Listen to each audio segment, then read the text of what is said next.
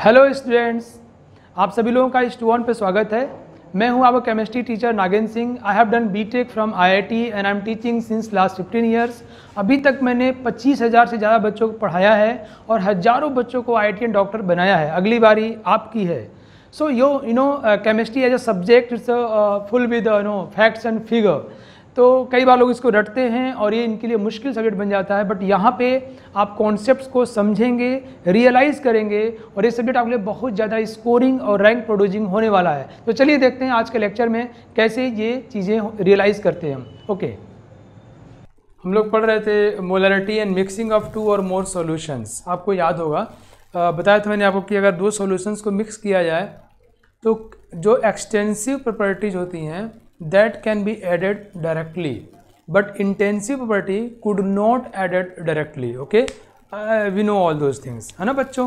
So I mean molarity, no, it's intensive. Density, no, it's intensive. Percentage weight by weight, no, it's intensive. What we can add, mass, volume, number, इनको हम सीधे सीधे जोड़ सकते हैं। ठीक है बच्चों? और आपने सवाल बनाए इन सब के ऊपर, बहुत मज़ा आया होगा आपको। Have you tried the problems बच्चों?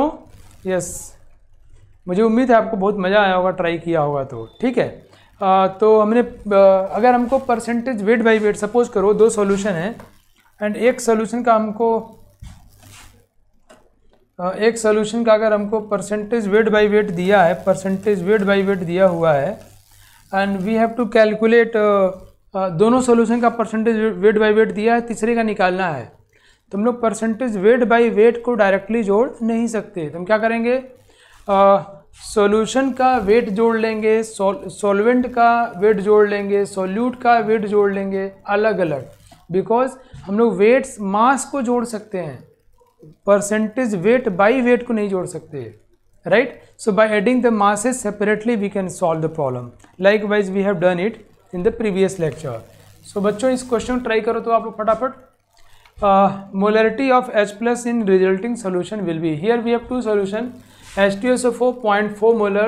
Keep in mind, one is acid, another one is base.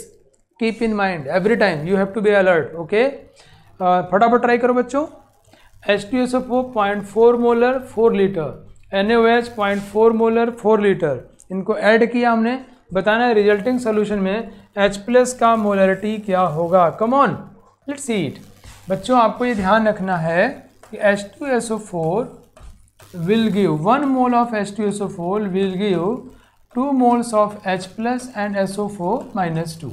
Okay, 1 mole, whereas 1 mole of NaOH will give 1 Na plus and 1 OH minus. So we should first calculate the moles of H plus and OH minus, because we know the moles of H plus will be twice of the H2SO4, and so from here we know mole is equal to molarity into volume. Yes, so molarity into volume. So 0.4 into 4 is 1.6 moles. So H2SO4 is 1.6 moles. Yes, 0.4 into 4. So definitely moles of H plus will be twice of this, means it will be 3.2 moles.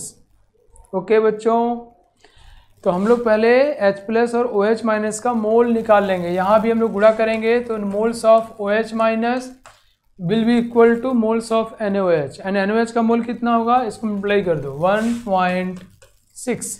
So now जितना H plus होगा बच्चों, जितना मोल H plus होगा उतने ही mole OH minus से react करके H2O बन जाएगा, विल न्यूट्रलाइज टुगेदर। या so here we are seeing the OH minus is 1.6 moles while H plus is 3.2 moles. So definitely 1.6 moles of OH minus will be consumed, or you can say neutralized with 1.6 moles of H plus. In the net solution will have H plus 1.6 moles. बोलो yes no, समझ में आ रहा है तो yes yes बोलते रहना है बच्चों। तो नेट सॉल्यूशन में 1.6 मोल्स H प्लस है और नेट सॉल्यूशन का वॉल्यूम कितना होगा, 4 litre and 4 litre, it will be 8 litres. So molarity will be, molarity क्या होगा, चलो आ जाते हैं हम लोग। मोलरिटी विल बी, मोल कितना है mole is 1.6 moles H plus by volume is 8, so it is 0.2,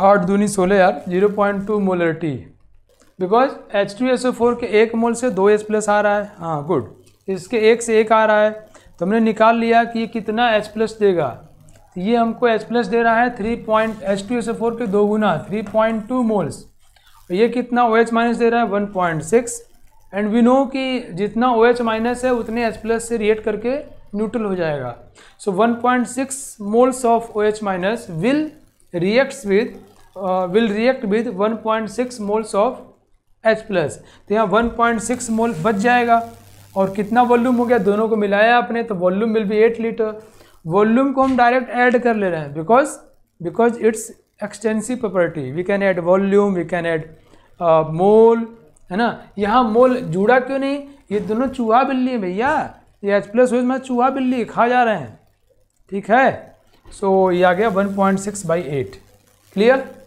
चलिए नाउ नेक्स्ट क्वेश्चन, ये दो सॉल्यूशन है, NaOH 8% wait by volume 2 litre, अपने नोटबुक में आप इसको नोट कर लो फटाफट, जल्दी जल्दी नोट कर लो बच्चों, दो सॉल्यूशन को मिक्स किया जा रहा है, NaOH 12% 3 लीटर, आपको बताना है रिजल्टिंग सॉल्यूशन का परसेंटेज वेट बाय वेट, सभी लोग रिजल्टिंग सॉल्यूशन का परसेंटेज वेट बाय वेट बताना है। मैं चाहता हूँ कि इस सब में आप लोग एकदम स्मार्ट बन जाओ, एफिशिएंट बन जाओ, इस सवाल तो कर लेंगे हम, कैसे भी कर लेंगे, यस। हाँ, ये दो सॉल्यूशन, दोनों को मिलाया हमने, ये परसेंटेज वेट बाय वॉल्यूम दिया है, डेंसिटी दिया है, वॉल्यूम दिया है, so we have to find the percentage weight by weight for the resulting solution. Let's try it. मैं ठीक है, अभी ये सवाल दिया कुछ समझाने के लिए, एंड आफ्टर दैट ऐसे ही कई क्वेश्चन देने वाला हूँ, जब तक आप लोग एक्सपर्ट नहीं हो जाओगे। चलो ध्यान सीखते हैं हम लोग बच्चों, कमॉन, चलो ध्यान सीखते हैं हम लोग, कमॉन एवरीवन, रेडी हो जाओ सीखने के लिए। हमको मालूम है 100 ml ऑफ दिस सोल्यूशन, हमको बताना है, देखो percentage weight by wait, resulting solution में बताना हमको कि 100 ग्राम ऑफ सॉल्यूशन में कितना ग्राम NaOH है। अगर इन दोनों को अपने मिलाते हैं तो रिजल्टिंग सॉल्यूशन के 100 ग्राम में कितना ग्राम NaOH है, this is the problem, okay, this we have to answer it, this is our question. Now let's see, 100 ml में 8 ग्राम NaOH है, 8 gram NaOH in 100 ml, okay. So this solution, हमको ये पता करना है total कि इस सॉल्यूशन में टोटल कितना ग्राम NaOH है, तो 100 ml में 8 ग्राम, तो 1000 ml में 80 gram, the solution is 2000 ml, so it will be 160 gram होगा, बोलो यस नो, NaOH होगा।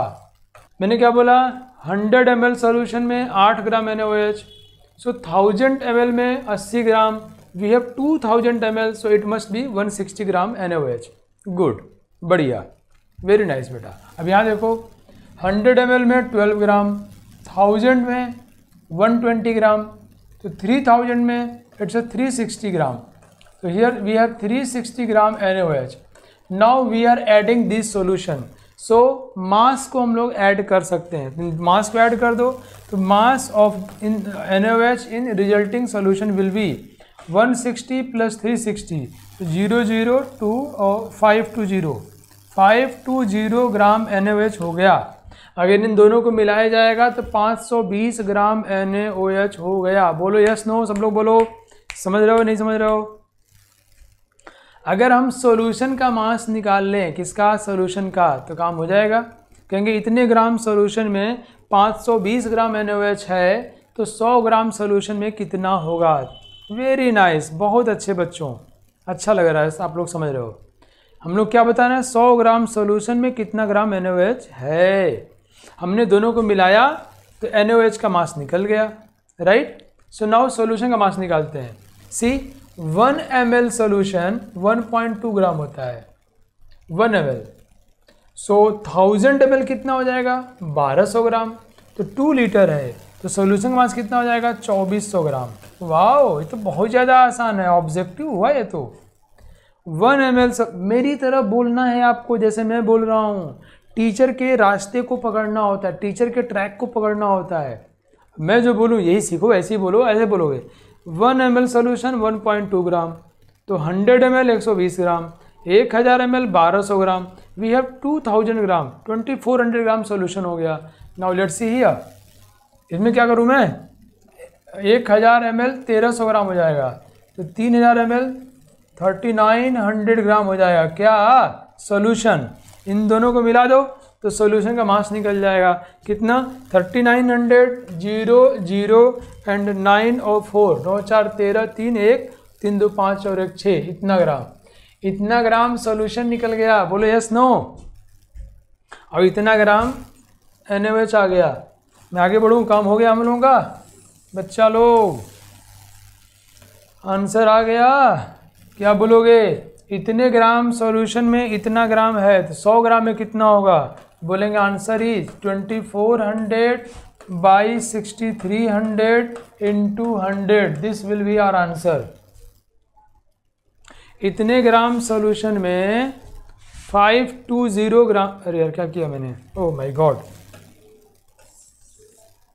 क्या लिख दिया, 6300 ग्राम सॉल्यूशन में NaOH है, तो 520 ग्राम है in 6300 gram, so what will be in 100 gram, 100 gram में कितना होगा। इसी को हम लोग क्या बोलते हैं, परसेंटेज वेट बाई वेट। तो क्या होगा, 0 0 यहाँ से कट जाएगा और ये हम भाग देते हैं, कितना आएगा यार ये, 6 7 6 8 48, तो 8.48 करोगे तो ये 480 और 3 बटे 24, तो 5 हाँ 8 पॉइंट समथिंग, बहुत करीब आएगा, 24 तो मतलब 504 हुआ। ये 16 मतलब 160 दशमलव आया, तो फिर 0 कर दोगे तो 1600, तो ये हो जाएगा मतलब 8.02 ऐसे कुछ, 8.2 क्या रहा क्या, 6 दूनी 12 राइट, 8.2 के आसपास, ओके हाँ सॉरी 160 यार, 8.2 के आसपास आएगा, 8.2 और फिर ये 40 हो जाएगा तो 8.26 के आसपास आएगा। Okay, so answer is 8.26% wait by wait. Process clear हुआ कि नहीं, हमको ये बताओ आप लोग, बहुत ही करीब होगा उसके, बोलो। हमको क्या निकालना है, दोनों सॉल्यूशन को मिलाया, बताना है कि परसेंटेज वेट बाई वेट क्या होगा, मतलब 100 ग्राम सॉल्यूशन में कितना ग्राम NaOH होगा। हमने क्या किया, first we have calculated independently separately mass of NaOH in resulting solution, then we have calculated mass of solution और फिर हमको मालूम चल गया कि इतने ग्राम सॉल्यूशन में इतना ग्राम है, तो व्हाट विल बी इन, बोलो क्लियर, वाओ ठीक है, पर मज़ा आ गया। चलिए अब अगला सवाल ट्राई करते हैं हम लोग, अगला सवाल ट्राई करते हैं। अब वो आप लोग पक्का करने वाले हो। इसी क्वेश्चन में बच्चों, सेम क्वेश्चन में हमसे पूछा गया परसेंटेज वेट बाय वॉल्यूम बताओ। आप लोग बड़ा अच्छा सीखते हो। इसी क्वेश्चन में अब now calculate percentage weight by volume, just do everyone, calculate percentage weight by volume.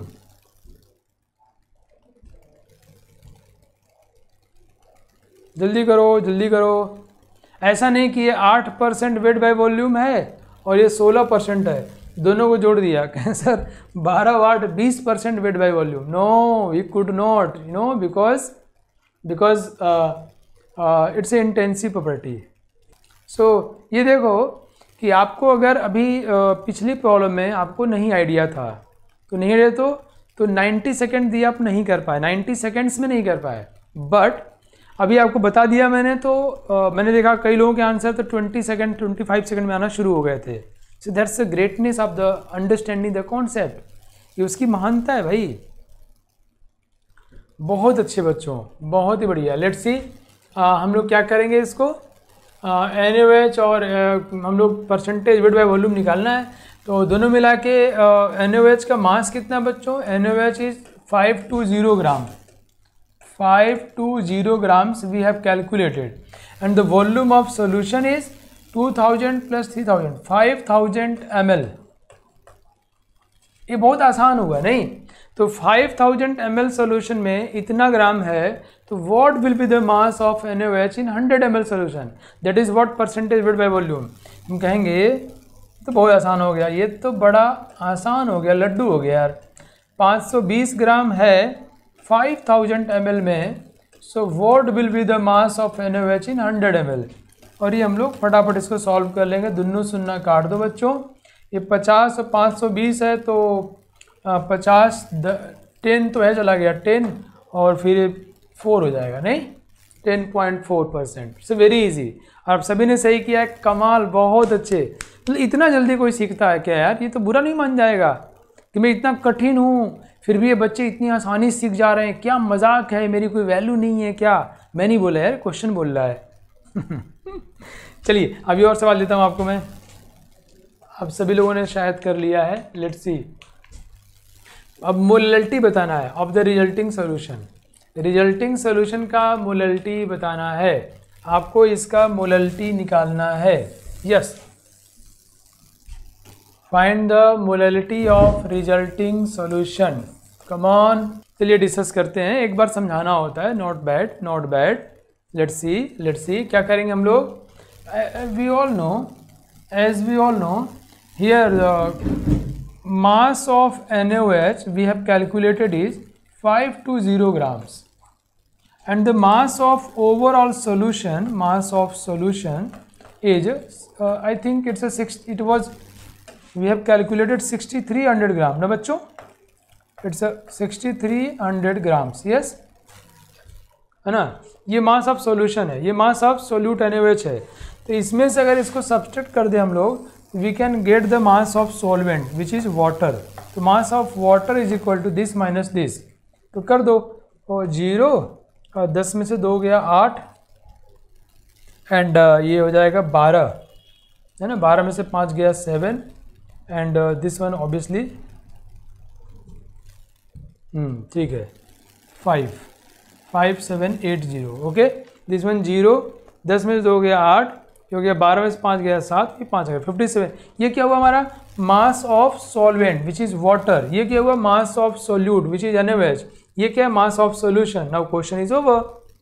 अब इसको हम 520 को 40 से डिवाइड कर दें, जो कि इसका मोलिकुलर मास है। तो इसका मोल आ गया, इतना मोल NaOH है इतने ग्राम पानी में। तो 1000 ग्राम पानी में क्या होगा, आंसर इज 520 बाई 40। अच्छा ऐसे नहीं, ऐसे लिखते हैं, हम कहेंगे आंसर इज 520 बाई 40 मोल है, इतने मोल्स हैं 5780 ग्राम में। तो how many moles will be in 1000 grams. इसको सॉल्व करेंगे, इट विल बी मोलैलिटी। बड़ा आसान है तो यार, इसको सॉल्व कर मोलैलिटी आ जाएगा। मास ऑफ सोडियम में कंफ्यूजन था बेटा, अब तो समझ गए होगे। 100 में 8 तो 200 में 160 and we just add up. Okay ठीक है, मुझे उम्मीद है कि आपको सारी बातें समझ में आ गई और आप सवाल बना लोगे। चलिए एक सवाल और करते हैं हम लोग। Now calculate molarity. कैसे बहुत खेल है इसमें, तो कैलकुलेट मोलैरिटी। ओके, अब कैपिटल M निकालो तो of the resulting solution. Calculate, मैं पता है इसमें खूब प्रैक्टिस करवाना चाह रहा हूँ आपका। Calculate molarity of resulting solution. Very nice, let's see. हमको मोलैरिटी निकालना है, तो कितना मोल था वो 520 ग्राम था NaOH बाई 40, इतना मोल हुआ। अरे यार ये तो बहुत आसान था। अरे इतना मोल NaOH था। सॉल्यूशन का वॉल्यूम कितना है 5 लीटर, तो 1 लीटर में कितना होगा 8/5 करना था। ओ हो इतना आंसर, माय गॉड, तो कुछ ज़्यादा ही आसान हो गया। 52/20 है आंसर। क्या बात है यार, 20 दूनी 40, 12 120, 20 छके 120, इतना मोलर 2.6 मोलरिटी हो गया। तो कुछ ज़्यादा आसान नहीं है, एक लाइन में आंसर आया। मैंने 90 सेकेंड्स क्यों दिया था भाई, आई शुड गिव 30 सेकेंड्स यार। नहीं बच्चों, molarity is equal to moles of solute 520। We have calculated number of times we have used in this problem 520/40 and the volume of solution 325। ऐसे ही किया आप लोगों ने ना, कोई और तरीका यूज़ किया लंबा वाला है ना, इट्स वेरी इजी। चलिए, आई बिलीव कि वॉल्यूम ऑफ सोल्यूशन दीदी 2 लीटर ये है और 3 लीटर ये है, तो 2 लीटर में 3 लीटर मिलाएगी बिटिया तो कितना हो जाएगा रे? 5 लीटर हो जाएगा। नहीं, वाह, हाँ ठीक है, अब कर लोगे, ग्रेट। चलिए, तो हमने सब कर लिया और भी इसकी बहुत सारी चीज़ें कैलकुलेशन थी। अब मैं आपको कुछ और पढ़ाता हूँ। तो मैंने आपको अभी तक जो मैंने आपको पढ़ाया मोल में, ये सबसे इम्पोर्टेंट कंटेंट था जो हमने कवर अप कर लिया। Limiting reagent, POAC, strength of solution, basic mole होता क्या है। So we have covered all the portions और the important portions of the basic concept of chemistry. Along with this, I have suggested you in my previous class, you just cover whole NCERT. Selection तुमको पाना है, तुम्हारे papa mummy और teacher को नहीं। We all are facilitator, अपनी अपनी capacity के अकॉर्डिंग। सो यहाँ पे मैं आज के क्लास को कवर अप करने जा रहा हूँ। कुछ और some basic concept of chemistry content हैं जो कि NCERT में दिए हुए हैं, उनको कवर कर ले रहा हूँ, ठीक है। तो आज ये चैप्टर पूरी तरह समाप्त हो जाएगा, ओके। तो ये ध्यान रखना आप लोग। लेट्स सी, और खूब क्वेश्चन बनाओ, जितना क्वेश्चन बनाओगे उतना सीखोगे। सब बराबर नहीं सीखता है, हमको कुछ बातें थियरी की अपनी औकात है। थियरी से हम मान लो 70% सीख गए, तो अब तुम थियरी को 100 बार पढ़ लो तो उससे नहीं सीखोगे। फिर आगे सीखने के लिए आपको सवाल बनाना होगा, ओके बच्चों, right. Now see, precision and error. ये प्रिसीजन क्या होता है, एक्यूरेसी क्या होता है, हम ये समझते हैं। जल्दी समझाता हूँ तुमको एक लाइन में। वो शूटिंग होता है ना, डुम डुम डुम, हैं ऐसे निशाना मारते हैं। तो जब वो ध्यान समझना, जब जहाँ निशाना, मान लो किसी ने निशाना मारा और उसके निशाना हमेशा एक ही जगह के आसपास लग रहे हैं, वो ध्यान समझना बहुत ध्यान से। मैं आपको यहाँ दिखाता हूँ बड़े में, मैं आपको बड़े में दिखाता हूँ। मान लो किसी को यहाँ पे स्ट्राइक करना है, यहाँ पर ऐसे निशाना मारना है, ऐसे दो टक टक टक। कभी आपने किया ये सब? और वो निशाना मार रहा है, उसका निशाना यहाँ यहाँ यहाँ बार बार आ रहा है, यहाँ आ रहा है। तो जहाँ मारना है उससे दूर है, लेकिन जहाँ जा रहा है बार बार वहीं जा रहा है। मतलब जो वैल्यूज़ मिल रही हैं पास मिल रही हैं, तो इसको बोलते हैं प्रिसाइज तो है बट एक्यूरेट नहीं है। एक्यूरेट मतलब जहाँ मारना है वहीं मार रहा है तो एक्यूरेट माना जाएगा। तो जहाँ मारना है वहाँ नहीं मार रहा है, दूर जा रहा है बट वो वहीं पर लगातार गिर रहा है। इट इज़ क्या बोलते हैं इसको? It is precise but not accurate. Precise but not accurate. ये सब एग्जाम में सवाल में नंबर देंगे आपको बच्चों। कम ऑन, नोट ध्यान समझ लो इसको, NCERT में दिया हुआ है ना। मैंने क्या बताया आपको? अगर आपको निशाना जहाँ मारना है, सपोज मुझे यहाँ शूट करना था, मेरे यहाँ निशाना तो नहीं लगा, वहाँ लग रहा है, लेकिन बार बार उसके पास में लग रहा है। तो ये सब वैल्यूज़ क्या है? प्रिसाइज हैं, आपस में क्लोज वैल्यूज़ हैं बट नॉट एक्यूरेट। दूसरा समझो, अगर हमने निशाना लगाया और मेरे निशाना यहाँ लगना शुरू हुए ऐसे, अच्छा नहीं, थोड़ा मिटाता हूँ मैं इसको। अरे यार, ठीक है, मान लो मुझे यहाँ मारना था, ओके, यहाँ मारना था, ठीक है। मैंने निशाना लगाया बच्चों, और हुआ क्या कि मेरा एक बार यहाँ आया, एक बार यहाँ आया, एक बार यहाँ आया, एक बार यहाँ, ऐसे आ रहा है। मेरा निशाना देखो जहाँ मारना है उसके आसपास है, उसके आसपास है। ये 4 नंबर परीक्षा मिलने वाला है बहुत आसानी से। उसके आसपास तो है ना, बट ये वैल्यूज़ आपस में क्लोज नहीं है जितना ये क्लोज है। तो this is accurate but not precise, है ना। एक्यूरेट क्यों है? जहाँ मारना उसी के पास में मार रहे हैं। प्रिसाइज क्यों नहीं है? वो जो डिफरेंट वैल्यूज हैं वो पास नहीं है। Accurate but not precise, okay. लेकिन तीसरा देखो, मुझे जहाँ स्ट्राइक करना है, मेरा जो निशाना है वो उसके बहुत करीब है और ये सारे वैल्यूज पास हैं। तो this is said to be precise as well as accurate. This one is accurate but not precise.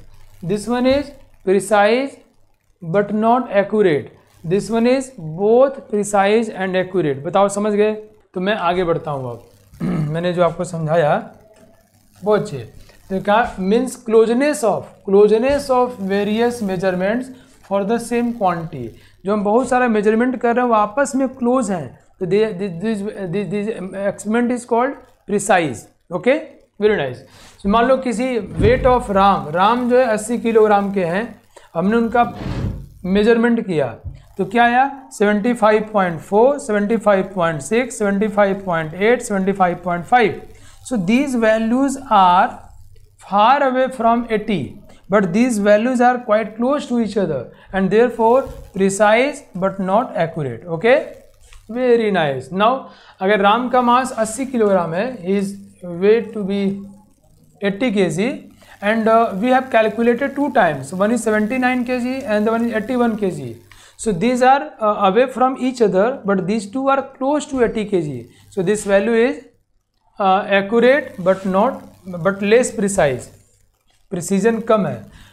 अगर वैल्यू ऐसे आ जाए 79.9, 80.2, 80.1, so it's both precise as well as accurate. Okay, तो मैंने आपको समझा दिया कि प्रिसीजन और एक्यूरेसी क्या होता है और आप सभी लोग समझ गए।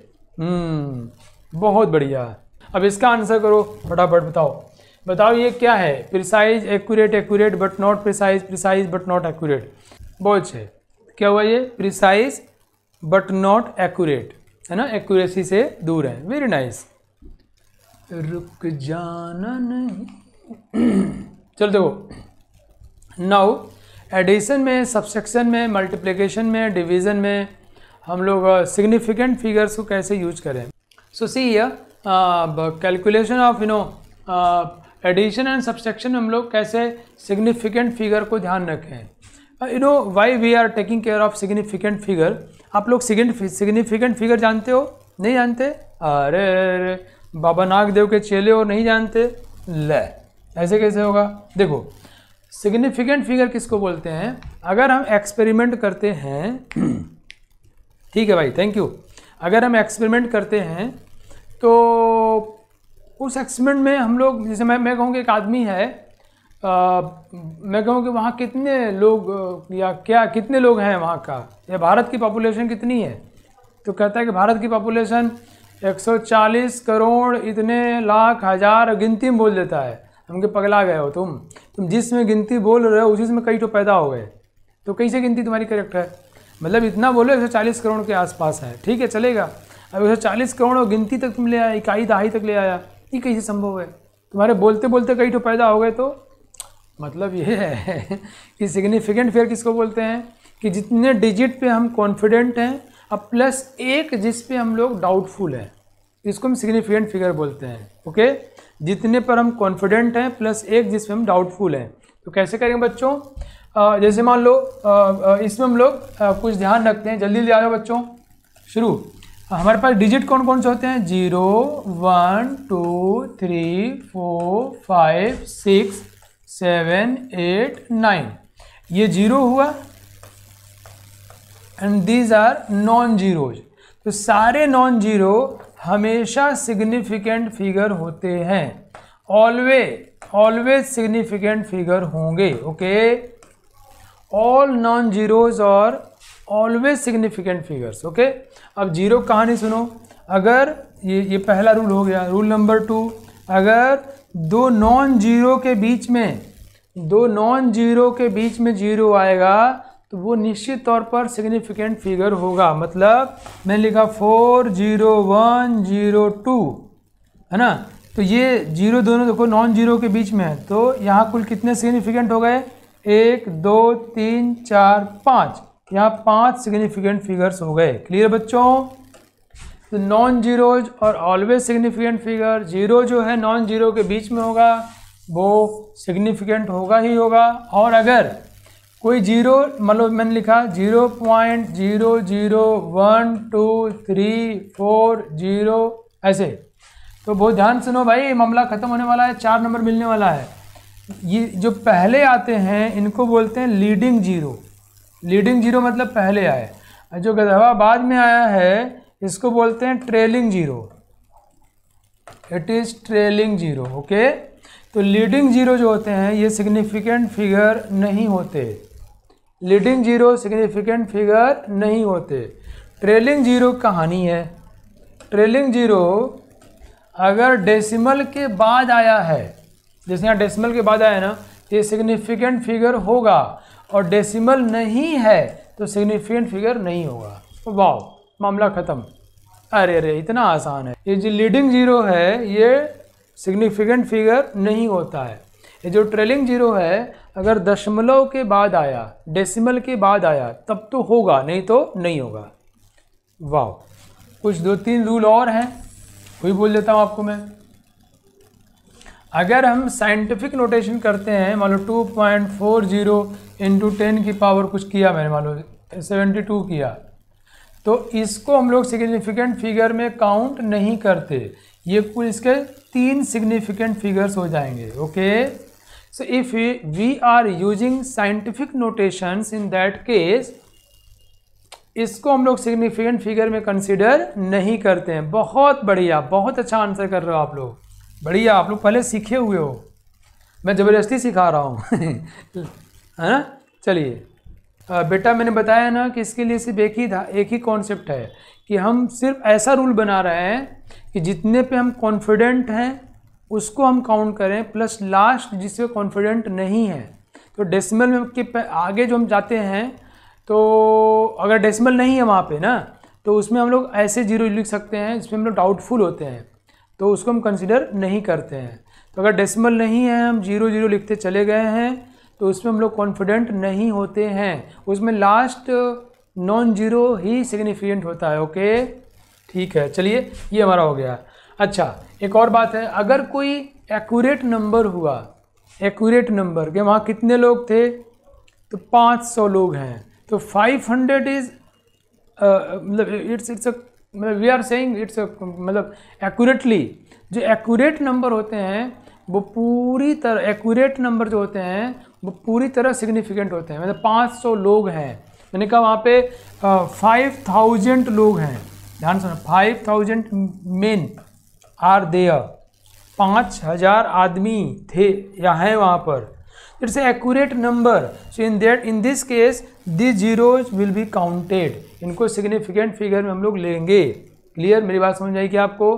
तो एक्यूरेट जो नंबर होते हैं उनके उन जीरोज को हम काउंट करते हैं, ठीक है।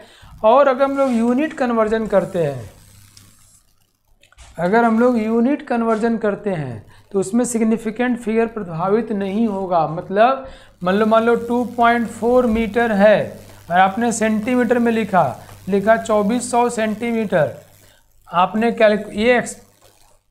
ये कैलकुलेशन में नहीं, एक्सपेरिमेंट को प्रभावित करने के लिए होता है। किसके लिए? एक्सपेरिमेंट को। तो ये कितना सिग्निफिकेंट फिगर है इसमें? 2, तो यहाँ भी 2 ही सिग्निफिकेंट फिगर होगा। बात मेरी समझ में आई क्या? Significant figure won't change by changing the units. Clear? ठीक है, बहुत बढ़िया आंसर कर रहे हो आप लोग, शानदार हो भाई। चलो आ जाओ, आंसर करो, बताओ फटाफट। बताओ कितने सिग्निफिकेंट फिगर, बताओ तो जरा मुझे। 0.00102 calculate number of significant figure. बताओ बच्चों जल्दी से। Answer is 4। You all are absolutely correct. Great. ऐसे सीखोगे तो फिर तो यार, फिर तो कुछ भी कर सकते हो, बस घर पे मेहनत करना है आपको। बहुत अच्छे हो। ये हमारा काम ख़त्म हो गया। अब मैं सीधे आज के काम पे आता हूँ जो पढ़ाना चाह रहा हूँ। एडिशन और सब्सट्रैक्शन करते हैं बच्चों, जब हम लोग जोड़ते और घटाते हैं तो आंसर हमको डेसिमल का ध्यान रख के देना होता है। जो जितने को जोड़ घटा रहे हो उनमें जो सबसे कम डेसिमल प्लेस पे जो होता है उसमें आंसर करना होता है। उससे ज़्यादा होगा तो राउंड ऑफ कर देते हैं। जैसे यहाँ हम इन तीनों को ऐड कर रहे हैं, 1 2 3, इनको ऐड किया तो सबसे कम वाला देखते हैं। रूल नोट करते आना है ना। यहाँ देखो डेसिमल के 1 प्लेस पर है, तो हमारा आंसर भले ही इतना आया है, हम इसको राउंड ऑफ करके डेसिमल के 1 प्लेस पे लेके आएंगे। ऐसा क्यों कर रहे हैं? मैंने कहा ना, हमेशा मैं आपको सोचने के लिए बोलता हूँ। ऐसा क्यों कर रहे हैं? एक्सपेरिमेंट, जैसे मान लो, ध्यान समझना, मैं किलोग्राम के बटखरा से टमाटर तौल रहा हूँ। अब कोई लड़का आया मेरे पास को टमाटर दिया, मैं कहा ले जाओ, ये टमाटर जो है तुम्हारा टमाटर 2 किलो और 300 ग्राम है। और लड़का नाश्ते हुए चला गया। उसके पिताजी कह रहे हैं कि 300 ग्राम कैसे मालूम चला भाई उसको, वो तो खाली किलोग्राम का बटखरा रखा है। बहुत गौर समझना, वहाँ गड़बड़ी हो गई है। आप 1 किलो के बटखरे से 300 ग्राम कैसे मेजर कर सकते हो? तो उसमें एरर है, बात समझो आप। We could not talk about that. इसलिए हमने जो कैलकुलेशन किया और डेसिमल के 1 प्लेस तक किया है, तो how can we answer more than that? नहीं, तो हम इसका आंसर इस तक करेंगे। क्लियर? ठीक है। लेकिन जब हम लोग मल्टीप्लिकेशन और सब्सट्रैक्शन करते हैं, सॉरी डिवीजन करते हैं, मल्टीप्लिकेशन और डिवीजन करते हैं, तो जितने का कर रहे हैं सबसे कम सिग्निफिकेंट फिगर वाले में आंसर करते हैं। ओ हो, एडिशन और सब्सट्रैक्शन में डेसिमल के मिनिमम प्लेस को देखते हैं और मल्टीप्लिकेशन और डिवीजन में मिनिमम सिग्निफिकेंट फिगर को ध्यान रखते हैं। वाह, समझ में आया आपको? जैसे 4.0 इंटू इसको हमने गुणा किया, इतना आया। इन दोनों में यहाँ सिग्निफिकेंट फिगर 2 है और यहाँ सिग्निफिकेंट फिगर 4 है। So we have to answer with minimum significant figure of any of the participant. So here 2, so answer will be in 2, तो 8.0 हो जाएगा। ठीक है। Now अब राउंड ऑफ कैसे किया मैं आपको वो बता देता हूँ। मैंने क्या किया, the result must be reported with no more significant figures as in the measurement with the few significant figures। Measurement में जितना हमने किया उससे ज़्यादा नहीं कर सकते। फिर से बोलूँगा, एडिशन और सब्सट्रैक्शन में डेसिमल के मिनिमम प्लेस तक, मल्टीप्लिकेशन डिवीजन में सिग्निफिकेंट फिगर मिनिमम देखते हैं हम लोग। क्लियर? वाह, बहुत अच्छे। नाउ तो हम लोग राउंड ऑफ कैसे करें? राउंड ऑफ का ये मैडम बहुत सोच रही है, परेशान है, सोच कैसे करें। लेट्स सी बताता हूँ मैं आपको वैसे पता ही है। राउंड ऑफ करते हैं, मान लो मतलब 4.023 ऐसा कुछ है। मान लो मुझे कह रहा है कि आंसर को आपको डेसिमल के 2 पर देना है, इसको हमें गायब करना है। राउंड ऑफ करना मतलब छांट के निकाल देना है। तो इस पर क्या फ़र्क पड़ेगा?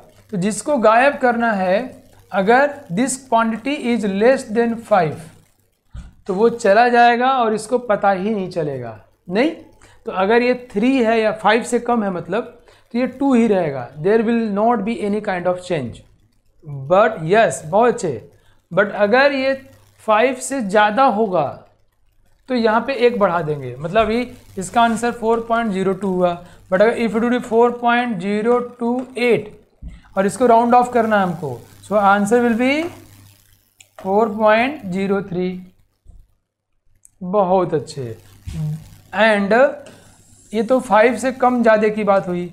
अगर ये 5 हो जाए, 4.025 हो जाए और इसको राउंड ऑफ करना है, then what we will do? बच्चों ध्यान समझो, अगर ये 5 हो जाएगा तो इसके पहले वाले को देखते हैं। अगर ये इवन नंबर होगा तो नो चेंज। अगर ये ऑड नंबर होगा तो 1 बढ़ा दोगे, 1 इंक्रीज कर दोगे। जैसे अभी ये इवन है तो आंसर विल बी 4.02। बट अगर ये 4.035 होता, इसको हम लोग राउंड ऑफ करते, इट विल बिकम्स 4.04। समझ गए आप लोग? 5 से कम होगा तो कोई बदलाव नहीं, 5 से ज़्यादा होगा तो 1 बढ़ा दोगे, एंड 5 होगा तो हम जस्ट बगल वाले को देखेंगे। यस, बहुत अच्छे। अगर ये इवन होगा तो नो चेंज, ऑड होगा तो 1 इंक्रीज कर देंगे। बहुत बढ़िया, बहुत अच्छा सीख रहे हो आप लोग। खतरनाक, शानदार, ज़बरदस्त।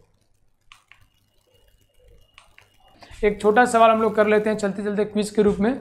मैं 1 मिनट टाइम ले लेता हूँ आपका। टाइम, हाँ, मैं 1 मिनट ले लेता हूँ, ठीक है। और ये मोल कॉन्सेप्ट पूरी तरह समाप्त हो गया। Calculate the amount of 95% pure Na2CO3। मतलब Na2CO3 कैसा है कि 100 ग्राम लोगे तो इसमें 95 ग्राम Na2CO3 होगा, ठीक है। तो calculate the amount of 95% pure Na2CO3 molarity required to prepare 5 liters of this one। Na2CO3 95% pure है, तो कितना लिया जाए, कितने ग्राम लिया जाए अगर मुझे ऐसा सॉल्यूशन बनाना है? तो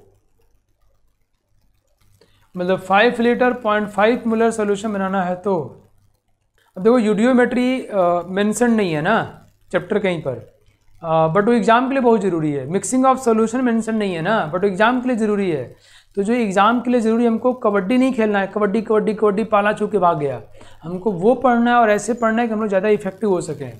जैसे भी कह रहे हैं लॉज ऑफ केमिकल कम्बिनेशन, अरे बेटुआ तुमको इतना सिखा दिया हूँ मैं, वो सब लॉज अभी इतना काम का नहीं है, तो पढ़ो तुम्हें खुद ही समझ में आ जाएगा, राइट। वैसे मैं तुमको वीडियो शेयर कर दूंगा, मैं किसी पहले पढ़ाया हुआ हूँ, but it's really not required too much. You just go through the NCERT and you will understand it. Okay, so we should just focus on the content which are really meaningful for us rather than playing kabaddi kabaddi kabaddi kabaddi और पूरा पाला छू के भाग गया, कुछ number ही नहीं आया।